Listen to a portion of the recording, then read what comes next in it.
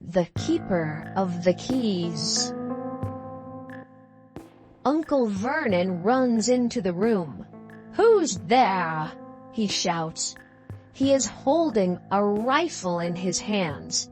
Now everyone understands what he was carrying in the bag the day before. "Who is it?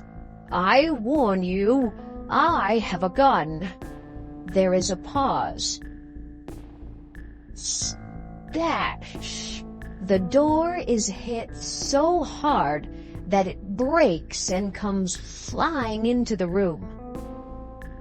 There is a man in the doorway, a giant man.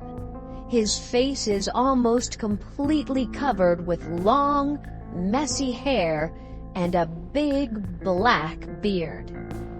But you can see his eyes, like points of light under his hair. The giant man comes through the doorway and into the room. His head almost touches the ceiling. "Could you make us a cup of tea, please?" "It has been very difficult to find you," says the giant. "And here's Harry. The last time I saw you, you was only a baby. You look a lot like your dad, but you have your mother's eyes." "I demand that you leave right now," yells Uncle Vernon. "You are in this house illegally." "Ah, shut up, Dursley, you big fool," says the giant. He reaches over and takes the gun out of Uncle Vernon's hands.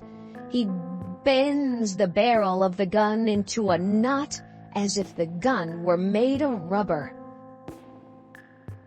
He throws the gun into a corner of the room. Uncle Vernon makes a sound like someone stepping on a mouse. "Well, Harry," continues the giant, "happy birthday to you. 11 years old. Congratulations." Harry looks at the giant in surprise. "Who are you?" asks Harry. "Oh, I'm sorry, Harry. I forgot to introduce myself. I'm Rubeus Hagrid, keeper of keys and grounds at Hogwarts. But you can call me Hagrid. Everybody does. I'm sure you know all about Hogwarts, of course." No," answers Harry.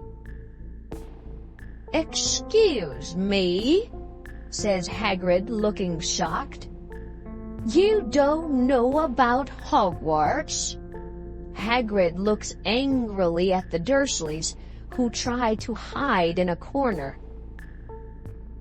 "I knew you weren't receiving all the letters we sent you, but I never thought you didn't know about Hogwarts, for crying out loud.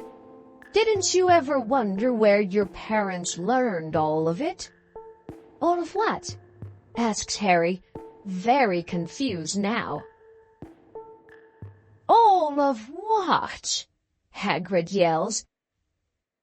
"You didn't tell this boy anything about Hogwarts?" he asks the Dursleys in a voice that sounds like a storm. Hagrid looks back at Harry and asks, "You don't know anything about our world? I mean, your world, Harry? My world? Your parents' world?" "What world?" asks Harry. Hagrid looks like he is about to explode. "Dursley!" he yells. Uncle Vernon is shaking with terror. "But Harry," says Hagrid, "you must know about your mom and dad.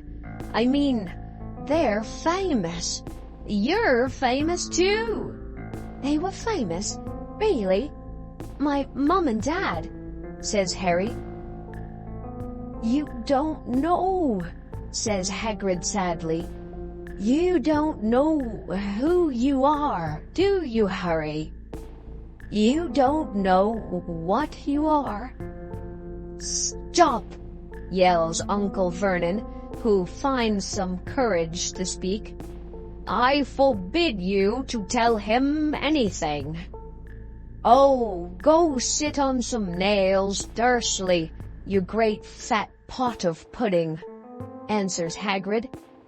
"Harry, you're a wizard." "I'm a what?" gasps Harry. "A wizard, of course," says Hagrid. "One of the best, at least when you learn a thing or two. With a mum and dad like yours, what else would you be?" "I think it's time you read your letter." Hagrid reaches into his pocket and pulls out a yellow envelope with emerald green ink written on it. The address reads, "Mr. H. Potter, The Floor, House on the Rock, The Sea." Harry takes out the letter and begins to read. "Hogwarts School of Witchcraft and Wizardry, Headmaster Albus Dumbledore.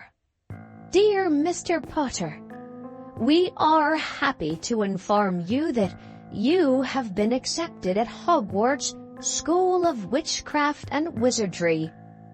In this envelope there is a list of all the necessary books and equipment you will need for your studies. The term begins on September 1st. We expect your answer by owl no later than July 31st.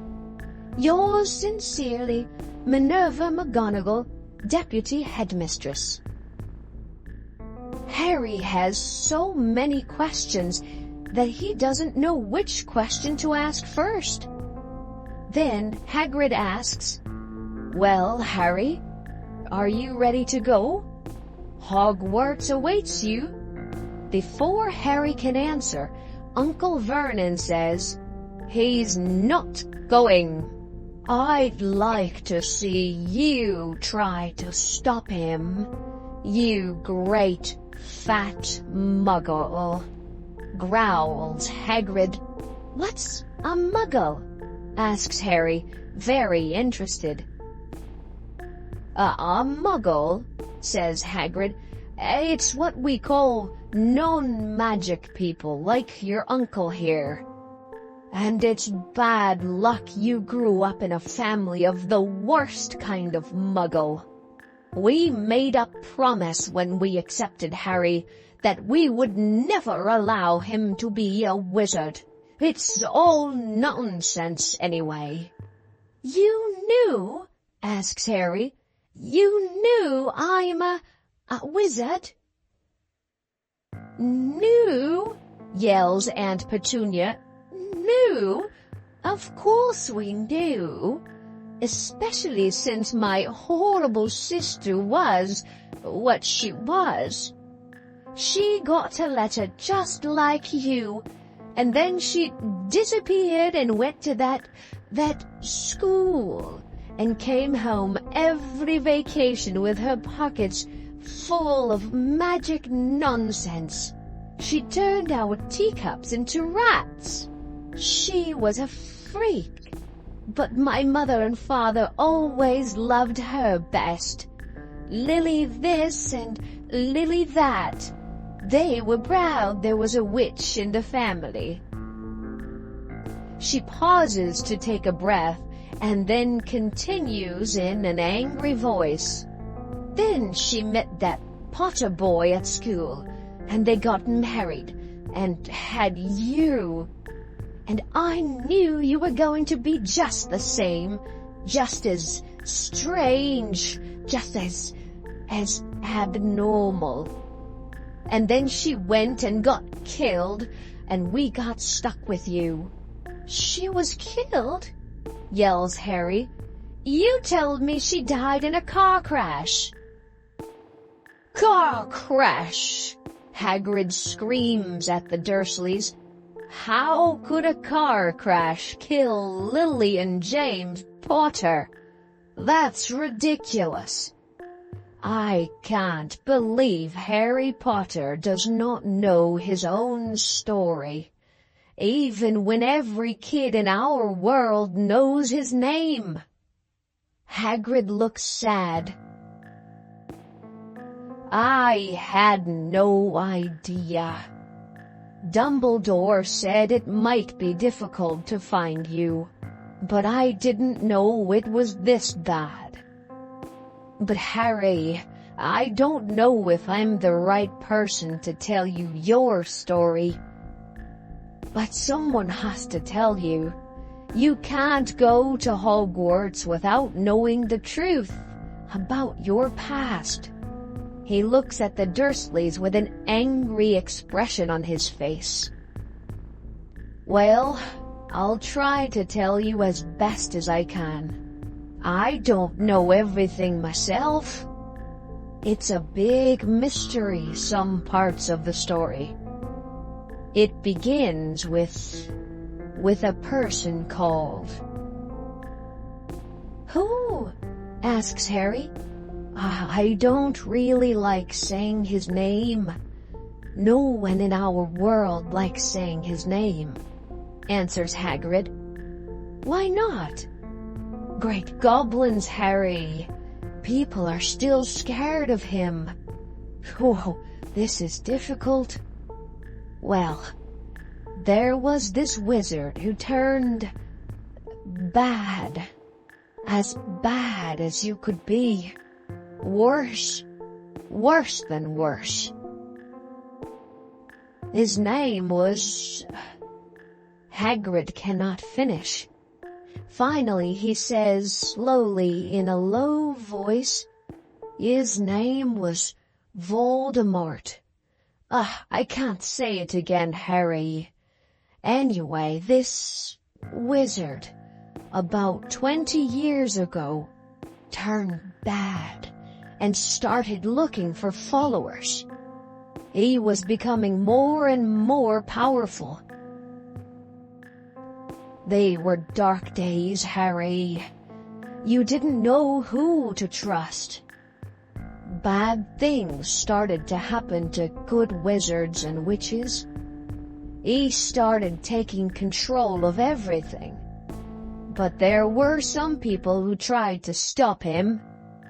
They tried to go against him, and he killed them all. He killed them in terrible ways.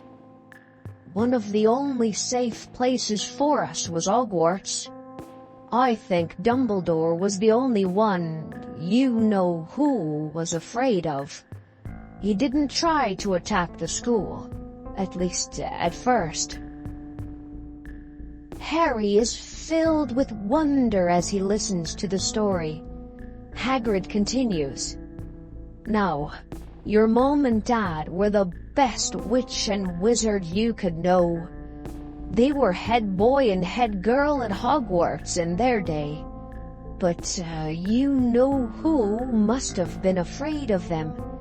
Because about 10 years ago, he discovered where they were. And you were with them, Harry. You were just a baby of 1, you were. He found your mom and dad on Halloween. He came to your house and... Hagrid suddenly takes out a large handkerchief and blows his nose like a giant horn. Oh, sorry, he says. But it's a sad story, it is. Your mom and dad were the nicest people you could meet. Anyway, you know who killed them. And then he tried to kill you. And this is the biggest mystery of all. He couldn't kill you. Did you ever wonder how you got that mark on your forehead? That was no ordinary cut. That's the mark of a powerful curse on you. It destroyed your mother and father, and your house, but you survived. That's why you're famous, Harry. While Harry listens to the story, he begins to remember images in his mind, green flashes of light, and, for the first time, a laugh. A high, cold, cruel laugh. "I found you in the house, Harry, under some debris," continues Hagrid. "Dumbledore told me to find you and bring you to these here muggles."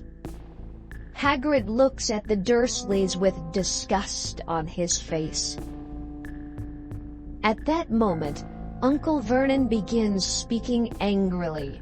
"Now, you listen to me, boy. We took you into our home. We accepted you. Even though there was something strange and different about you. And your parents, they were freaks. No good wizards and witches, and they got what they deserved, and—"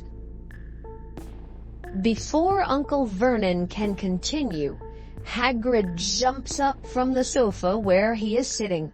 He takes an old pink umbrella from his coat and points it at Uncle Vernon like a sword and says, "I'm warning you, Dursley.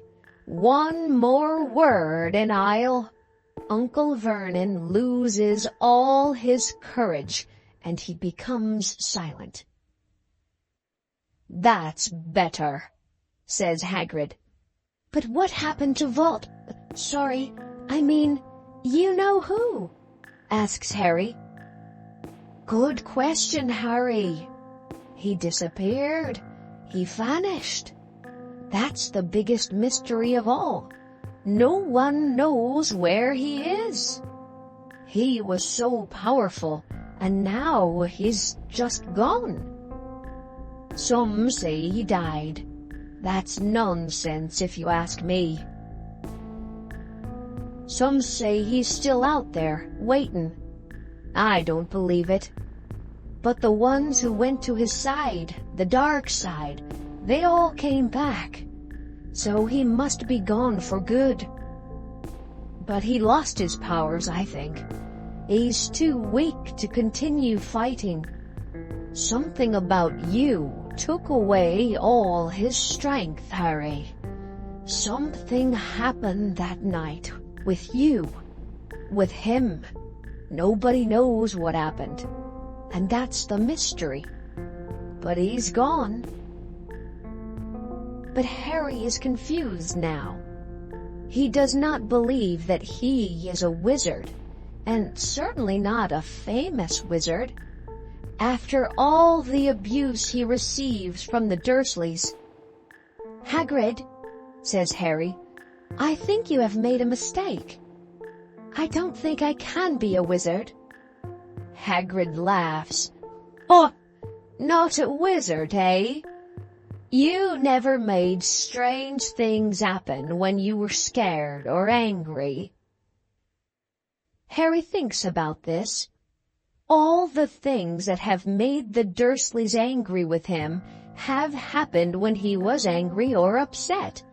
Especially at the zoo a few days ago. He made the glass disappear, and he let the boa constrictor free, right? Harry looks back at Hagrid and smiles. Hagrid smiles back at him. "See," says Hagrid. "Harry, you may doubt yourself now. But just wait until you go to Hogwarts. You'll see." But Uncle Vernon is not going to let Harry go without a fight. "I told you he is not going. He's going to a normal school, and he will thank us for it.